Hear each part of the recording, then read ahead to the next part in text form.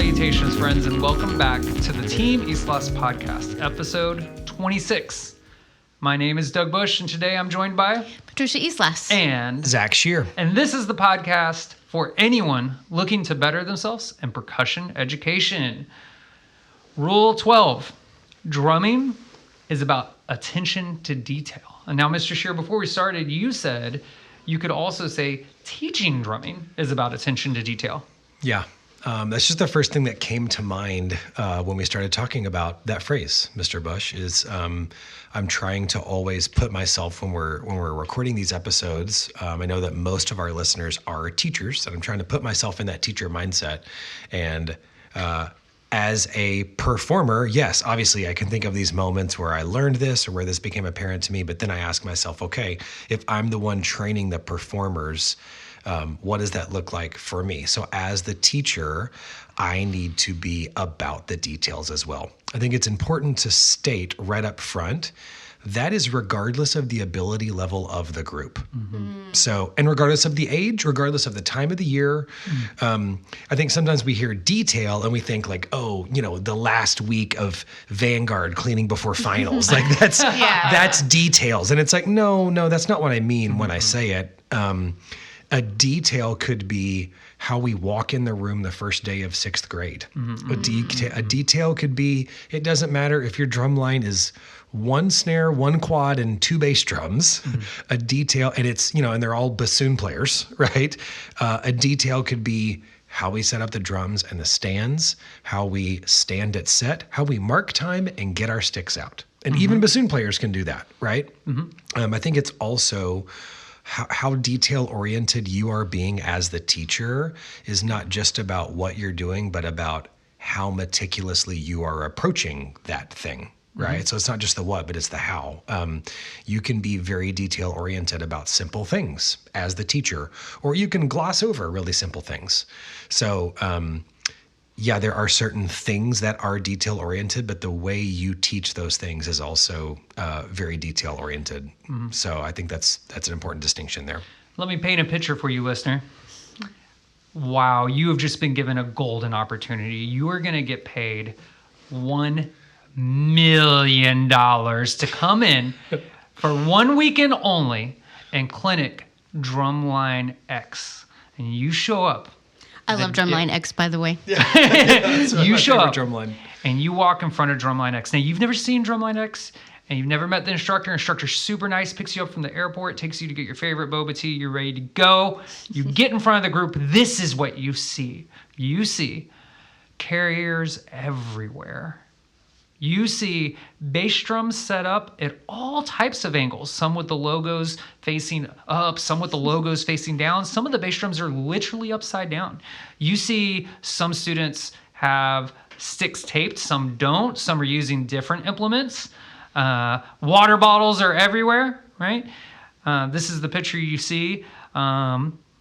You know, the snares are set up to like wildly different heights and configurations and angles. The quads are all drooping forward, right?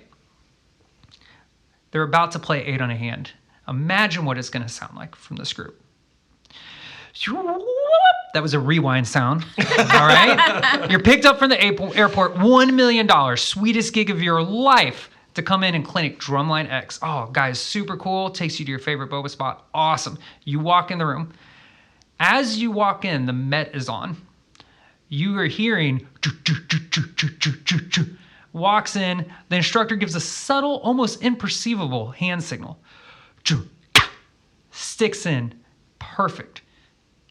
Shake, click, click, boom, boom, boom, boom, boom. They relax. They all stand at parade rest, identical. Every bass drum is set up with the logo perfectly horizontal and flawless. Carriers side by side, aligned per section, all the same implements, all taped the same way. All drums are level and flat to the appropriate height of the performer. What do you think you're going to hear when they play 8 on hand? You see what I'm trying to say? Absolutely. Right? Yeah. What I always tell groups when I come into clinic and work with this type of thing is that, like, if any group can do these things, can set the drums up correctly, can set the carrier side by side, can transition from room to room appropriately, right? Any group can do that. And my question is always like, if you can't, how are you going to balance your grace notes on those flams, right? How are you going to navigate flam width, right? How are you going to hit in the appropriate spot on the bar where you're playing these 16th note runs at 160? Yeah, and I think you're also talking about setting the standard. But it's one thing to tell the students or describe or even demonstrate one class period what the standard is, and then just kind of assume that it's going to stay that way. You have to monitor it constantly. Mm-hmm. The Drumline X version B that you described, where everything is to pinpoint cleanliness and appropriateness, does not just happen by itself. Uh-huh. Or with you yelling and screaming to make it happen. It happens through consistent daily habits of paying attention to and addressing anytime you see even the smallest adjustment from what the standard is. And that comes from you as the educator to be obsessive about those things, right? I mean, there should be a balance. You can't be obsessive about every single detail. You can't pay attention to every single detail all the time, especially with the younger kids. They're not going to be able to hang with you on that level. If you describe 8 on a hand with this like 10-page dissertation, they're not ready for that. They can't hang. But if you do have some very specific guidelines, like how we come into the room, there is a procedure, and we will always do that. And when there is one student that makes a mistake or deviates from that, we start all over again. Everybody walks out of the room again. We try it again. Then you're going to see dividends in these certain standards that you're setting for yourself. I would like to give one example, and then I would like to talk about, okay, these things are all important. And I hear what you're saying, Mr. Bush. I can envision Drumline B in my mind. I think it's important to talk about how we get there, or how you as the percussion educator get there, right? So the example was I had the opportunity, you guys have done this event as well, to go down to El Paso, to Del Valle High School. Sean Morales, shout out to Sean. His beginners rolled in. There were seemingly 35 of them. I mean, it's like they're spread out in this room, what would be like 30 to 30 if it were a front ensemble, right? And they're on like big kid keyboards, right? Mm-hmm. And like, I don't know, snare drums and concert toms and bass drum stuff back there. These are 6th graders. At the end of the year, they're going to play like a little ensemble, okay? They come in, and I'm the judge, right? So I'm finishing up the sheet of the person who came before me, and the kids coming in asking me if I want a drink of water and this and that. And I'm like, so I'm kind of watching them set up, kind of not. And then I start to get kind of checked in to their performance, which is coming up next. I look up, and I am not exaggerating. Every kid is just standing there smiling at me, right? They've all got their shirts on, tucked in to their like jeans or khaki shorts or whatever. You know, they look like $1 million. They've clearly been like, this is not by accident. They have been trained on what to do and how to do it when. So then this nice young man introduces them clearly. And it's like, I could tell he kind of, before he started talking, he looked around and made sure everyone was ready, you know, like, and Susie didn't have her snare drum on the stand or whatever. So he gave her a second. And then he spoke very clearly and very confidently to me, we're the so-and-so ensemble. We're going to play yada, yada, yada. Okay, great. And then I started to like look down at the sheet to write, I don't know, my name or whatever it was to get ready for their performance. Or maybe I was setting up like the score on my table or whatever. And out of the corner of my eye, I still don't know how they do it. I'd have to ask Sean. I kind of saw a girl, kind of like you said, Mr. Bush, earlier, give some imperceptible hand signal or whatever.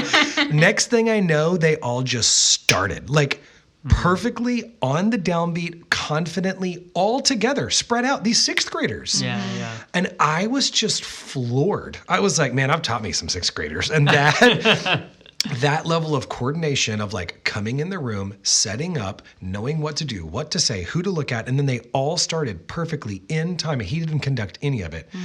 I was just so impressed by like the second note, I was bought in. I was like, this was the day where I was judging like all the way up to like college kids. And I was like, this group gets first. I was like, they're in first. And it was because of the details, and they were not musical details to start off with. And then they played very well. But after that, they could have played terribly. And I still would have been like, I love them. They're great. Yeah. You know, it but was again, just so impressive. What was the likelihood they were going to play terribly? Exactly. Right? Yeah. And Exactly. in all the years that I've judged in clinic, right? You know, it is almost impossible to think of a situation. I literally can't think of one, right? Yep. And that's another thing that with the students always, it's like, if the sticks up or the sticks out isn't in time, what is the likelihood of the attack being in time? Yes. Right? You know, that's that kind of attention to detail is where it happens. So again, you're thinking about like talking about how can we apply it, you know, I think at a drumline level with your battery or your front ensemble, as we've mentioned before, one of your key assets to making something like this work is your student section leaders. They have to be on the same page, right? And a lesson that Mr. Lebrecht taught me many years ago that was really powerful was he told me a story of a football quarterback where the coach was upset with something that was happening, and so the coach was just like destroying the quarterback in front of the whole team, right? Like, hey, you're not taking care of this. This is your job. You should be, you know. And after the practice, the quarterback came to the coach and was like, hey, listen, that is completely valid. I'm with you 100% on that. But you shouldn't do it in front of the entire team because it makes it difficult for me to lead from my position, right? You have these things after practice, you know, pull me aside individually, tell me, and I will apply all of them. But you shouldn't like tear me down in front of the group because it lessens my ability to help you enforce it. And that has always really stuck with me, where if like, you know, I'm having trouble with whatever section A is getting to rehearsal too late, or didn't memorize their music center note, or this or that. If I'm going to address them, I kind of address the section as a whole. But if there's something specific I want help from the section leader, I pull them aside before or after a rehearsal and say, hey, look, I've noticed that, you know, drum one is having some trouble memorizing their music. You know, can you ask for this responsibility to be the section leader, right? And this is what it means to be a leader, right? Like Mr. Bush can't go and memorize this music with them, right? You need to figure out how to do that so they show up the lesson prepared, or show up the line rehearsal prepared. Yeah, one of the tactics that I really think is an effective one at getting the students engaged and paying attention to the details is having one student play and ask a question to the audience. You know, everyone else, what is something that they need to improve in their stance, where their feet are, where their hand position is. One specific thing for them to listen for or watch for. And then have everyone come to the board and stand around that player and see if they can figure it out. And I'm not going to give the answer away. I'm going to wait. Sometimes it's obvious. I will give ones opportunities that are really obvious for people to feel like, oh, we got to win. But sometimes it is very small or nuanced.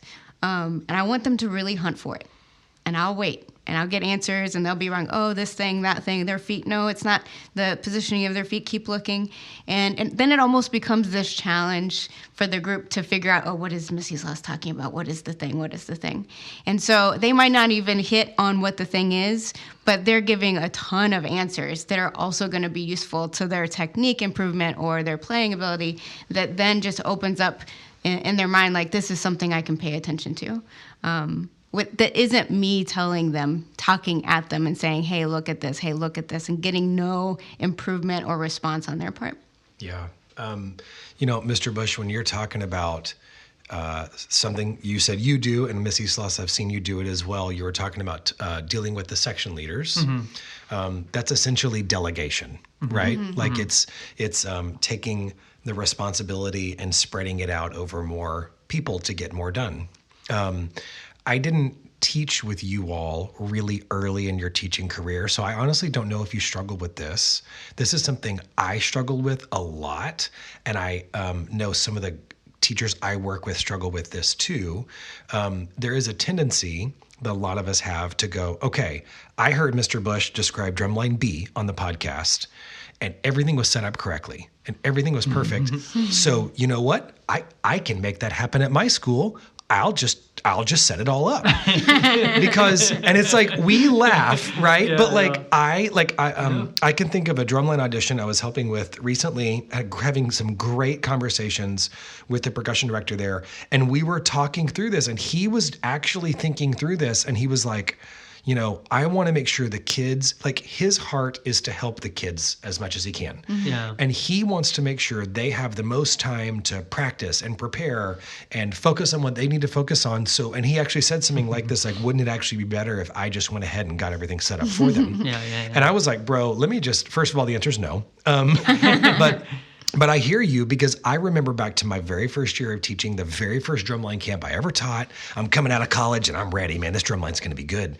I set up before the first day. We started at 8. I probably got there at like 6 or whatever. Yeah. I set up everything. I set up every marimba, every snare drum, every set of quads, because I was like, oh, when they get here, it'll just be done and we can start drumming, right? Save all sorts of time. It'll save all sorts of time, and it'll be done. It'll be just like Drumline B that Mr. Bush described on the podcast. Yeah, it looks just like it. Yeah, bad idea. Yeah. Because it is not your responsibility. You are actually robbing them of the opportunity to learn how to do that themselves. And it's like, well, what if they don't get it right? Well, yeah, they're not going to get it right. Yeah, that's the the point. expectation. But this is what's called teaching. Yes. And actually, even if you could do everything for them, and that could actually help them get to, cleaning the triplet rolls a little earlier, there is only so much you can do with the time you have, right? So allowing that responsibility to flow to more people actually like exponentially improves the amount that you are able to do, or that the group is able to do, because it's many hands make light work. Yeah, That's 100%. That's what's going on here. I don't even know where to begin. where there's so much there. Like you were just saying, like there's other things that you can be doing. That is, for you, if you are the director, that is your number one priority, is figuring out what are the things only you can do. Absolutely. And those are the things that you need to be doing. And then if you are able to do all those and have time left, then you can do some of these other things, right? But like setting up each individual music stand is not, again, you're robbing the students of that. And it's a fallacy of like, oh, well, it just gets us more reps because, answer this question for me. How many mindless reps are equal to one mindful rep? Yeah. How many would you say? Oh, I mean, mindless reps are worth 0. Exactly. So sometimes they're worth negative. Yeah, that's what I actually, would they're say. negative reinforcement. Right? And that is my point of the attention to detail, is if they go to hit the drum and they are not already in a headspace and a place culturally of, before I even am allowed to make a sound, all these other things are taken care of, right? If that is like the default, then their headspace of excellence in the playing and mindfulness of the playing is so much higher. I will take 3 reps of mindful 8s over 50 reps of mindless 8s, every single time. Yes. Right? Right? And, Ms. TeamIslas, this whole drumming is about attention. I know, one of my favorite books of all time is The Book of Five Rings by Miyamoto Musashi, which, if you're not familiar with, I highly recommend. TLDR, he's probably the most famous samurai to have ever lived, that, had over 60 duels, and before he passed away, he wrote this book, The Book of Five Rings, which is essentially breaking down his methodologies or logics and philosophies to, essentially being a samurai, but also being life. And the very, very first thing he says is, it doesn't matter if you're a samurai or a carpenter. Like, here's the way, here's the path, right? And so much of that path just breaks down to attention to detail, like being aware of things and then applying those things and everything. So yeah, it doesn't matter whether you're teaching drumming or you are yourself trying to improve in drumming, or you're trying to improve in gardening, right? Or automotive repair, right? The attention to detail is just part of the process to excellence, right? Yeah, and I think that is a responsibility that we have as educators. It's not just about teaching music. Appreciation and love for music is great too, but explaining and teaching and giving examples to the kids on how these lessons that they're learning through music is an opportunity to get better at everything that they do in life. And I know having that attention to detail is something that it's not just you teach for a long time or you play music for a long time and you're a master at it and everything is easy. No, there's always going to be something that challenges you. And so continuing to find ways to give attention to details that you didn't see before is really important. And also the diversity of things that you bring it to, right? I feel like I'm a better teacher because I'm a player and a composer. In a similar way that I bring the attention to details that I bring to my teaching or to my playing into other areas of my like my diet and my exercising. Like there's always opportunities to improve your physical health and your mental health that's going to give you the strength and the time and the energy to be able to navigate anything that you come across. And I feel like I am better at those things now because of all the challenges that I've experienced through music. Yeah, and one of those detailed things that you can focus on and your students can focus on that will immediately help in both your teaching and their playing is in Rule 13. Rule 13 states, you relax by breathing. Take long, deep breaths. Make sure you're not holding unnecessary tension anywhere in your body. Mr. Shear, tension anywhere is tension everywhere. Yes, to quote the great Ed Soph, tension anywhere is tension everywhere. And I can think of an exact moment as a player that I realized this. I was playing something I had played over and over and over and over and over. This was in a drum corps setting, so literally maybe thousands of times. It was like an exercise, right? Yeah. In all types of environments. Yeah. And it was like maybe the first time as a performer ever in my life that I had gotten to a point where something I was playing was so on lock. Like I had it down so well that I could focus on literally anything else I needed to focus on, you know? And so I remember specifically, it was like a thing with my mouth and my tongue where I would kind of push my tongue up to the roof of my mouth, just kind of in a weird, like kind of tense way. And I remember the moment I realized it and I was like, that's weird. Why am I doing that? You know? Yeah. But it was kind of like a tense thing. And I remember relaxing my tongue and my mouth and feeling that in my shoulders also, you know, and being like, oh, wow, whoa, that's weird, you know? Yeah. So again, like putting my teacher hat on here, do we want mindless reps? No. Do we want maybe sometimes on some things to repeat it so often and so many times that we can discover some things that might be happening kind of below the surface and use that as good reps, not mindless reps to discover these things?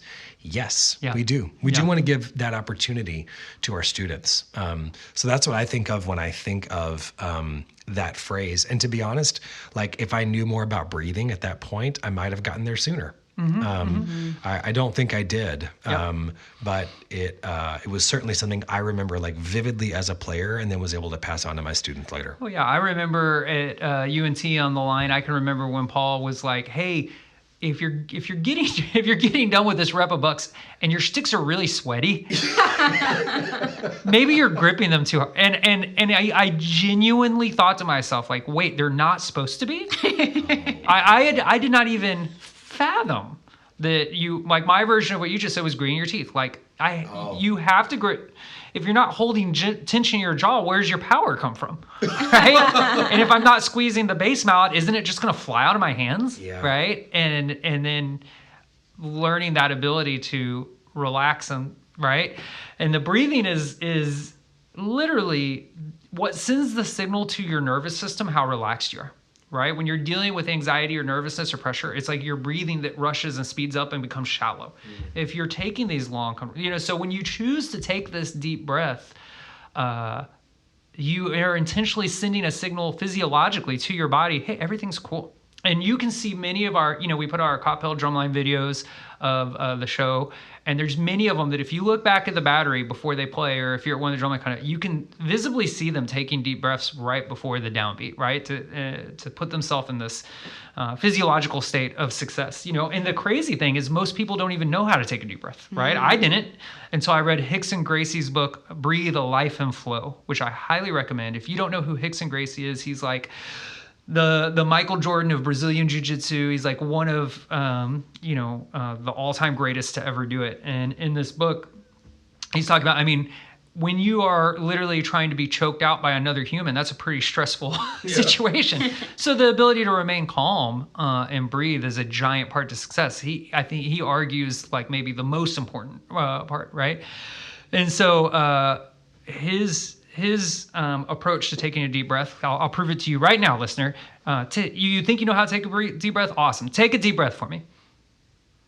You just did it wrong.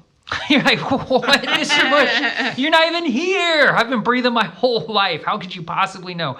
Yeah, because you started with a really big inhale. And the key to a deep breath is actually a really big exhale on the front end. Because when you first breathe in, your lungs already have a good amount of air, like stale air in them. That's why if you held your breath right now, you wouldn't just die, right? You know? So when you want to take a deep breath, if you kind of quickly like empty the tank entirely and then get 100% fresh, clean air in as like the first process. That's kind of like the quickest, most efficient way to take a deep breath, which often for us, we don't have the luxury. Like we only have a few moments during the tap off or whatever, before I play the region etude to take this deep breath, right? Yeah, I mean, I wish I had any of this information when I was in high school as well. I have a very similar situation in which I think I was a little sophomore in high school, and I was working on the Creston Concerto, and I was going to my very first competition that was outside of the band program that I was in. It wasn't a solo contest run by the school. It wasn't all region that I had done before. It was like some separate contest. I had to go to a different school I'd never been to. I was competing with people I didn't even know. And I had really prepared well for this. I felt really, really confident. I had played it for many people. The night before, I had a great rehearsal with the pianist, and I was the very first player of the day. And so I show up to this school and unpack the marimba. My percussion director was there. And as I'm setting it up in the parking lot to wheel it into the school, he comes out and he's got this look on his face of like, oh no. And I'm looking at him like, what's up?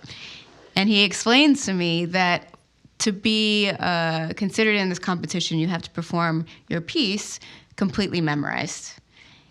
And this is a piece of information I did not have prior to this moment, right. Maybe 20 minutes before I was going to perform. So immediate panic sets in. And, at this point, I had the piece in my hands well enough. I could have performed it completely memorized. But the fear took over in that setting. And I'm not sure. I mean, I can imagine my heart rate was going incredibly fast and my breathing was probably fast. But in the moment at the actual gig, I started off okay. The first page went pretty well. But then at some point, I stopped breathing. Like, not breathing fast, not breathing slow, not erratic, just stopped. Maybe to conserve energy, I don't know. And then my mind went completely blank. What comes next? I've never heard this piece in my life. Whose hands are these? Where am I? Right? And somehow managed to end the piece, remembered what happens at the end, and we kind of found each other. But it was not an awesome experience. And in hindsight now, if I had had even just a couple of these concepts in terms of how to breathe or techniques to breathe, I could have had a really successful performance. But it was a great lesson for me. And, one of the side effects of talking about breathing so much, especially with our older players, as they become more advanced musicians, it's one thing that I take into the lesson situation when they're working on a solo. Like we're playing these really advanced marimba solos and talking about how we can phrase them on a really mature level. I will often relate tempos and dynamics and intensity of tone to how you would breathe in that sort of setting. When something is tense, how do you breathe? How fast do you do it? What is the depth of the breath that you're taking? Or when something is relaxed and calm, how are you breathing? And you can change the tempo of the piece and the intensity of your sound based upon those types of experiences, which the student has already kind of keyed into because they've consciously been aware of it when we talk about stressful situations. Yeah. I don't know how you guys feel about this. You might disagree, but I don't think as a percussionist you can genuinely play lyrically without the breath, like whether it's intentional or unintentional, right? I think that a cornerstone of lyricism is kind of like the human voice, which by its very nature requires breath, right? And it's one of the things that's unique about what we do is that theoretically you don't need the breathe, right? So again, understand these relationships. I think another great book, The Power of No, had this saying, think right, breathe right. And that is the mantra that we use at Capel when you're dealing with anxiety or you're weird. Okay. Misashi just woke up and threw up on the floor.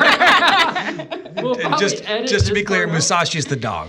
Yeah. Okay, thank you.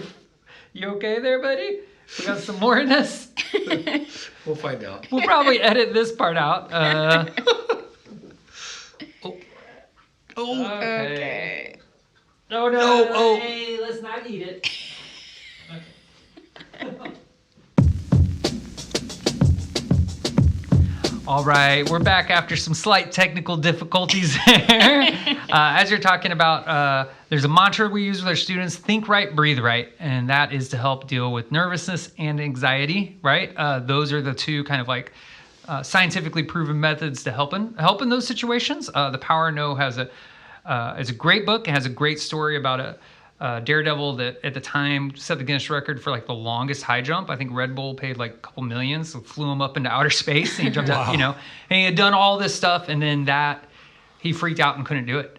And then it has the whole story. I won't spoil it, but for how he then regained the ability and then was ultimately able to do it. It's really powerful, but essentially boils down to what you're thinking before the thing and how you're mitigating your breathing, right? And again, this isn't some to show like some concrete evidence here, I would say as well, at least for consideration, is for years now, when we perform at arguably our most intense competitions, like the HEB drumline competition or Dripping Springs competition or Lone Star drumline competition, for years, the students have always played really well. They have always risen to the occasion and played awesome. And I know I don't believe this. I don't think that either of you do. I don't believe in like you magically turn it on at the gig. No. Or, this pixie dust of finals week. I've heard people talk about it. Or, I put on the uniform and then like, no, a matter of fact, the psychology, the science kind of refutes that, right? In most instances. So where is it coming from? So I asked Miss Umuni once, a lesson teacher we have a teacher that we have that's also a former student that went on to March Vanguard and whatnot. And she said to me it was because of how much time we spend on breathing, on setting the students up before they perform in their rehearsals and in the high pressure gigs that we have control over, so that then when they get here, it's not a foreign thing. It's not they're trying to do something new they haven't done before. Yeah, that's great. Amen. All right. Thank you so much for hanging with us today, friends. If you have any questions for the podcast, send them to TeamIslas@gmail.com. That's TeamIslas, TeamIslas @gmail.com. Shout out to all the great percussion companies that support Team Islas. That's Mapex Majestic Percussion, Dynasty Percussion and Titan Field Frames, Remo Drumheads, ProMark Sticks and Mallets, Sabian Cymbals, Beetle Percussion, and Lot Riot Apparel. These are part of the 24 rules found in the book Master Hands, right? Miss Islas, where can someone pick up this book on snare drum methodology? Well, you could go to teamislas.com, or you could go to anywhere you get your local music books, something. Your local music books. Anywhere you can get your local music books, pick up a copy. Go Team Islas. Hey, if you've mastered the art of detailed breathing, then leave us that 5-star review. Remember, friends, step 1 is time, step 2 is sound, step 3, subscribing to the Team Islas podcast.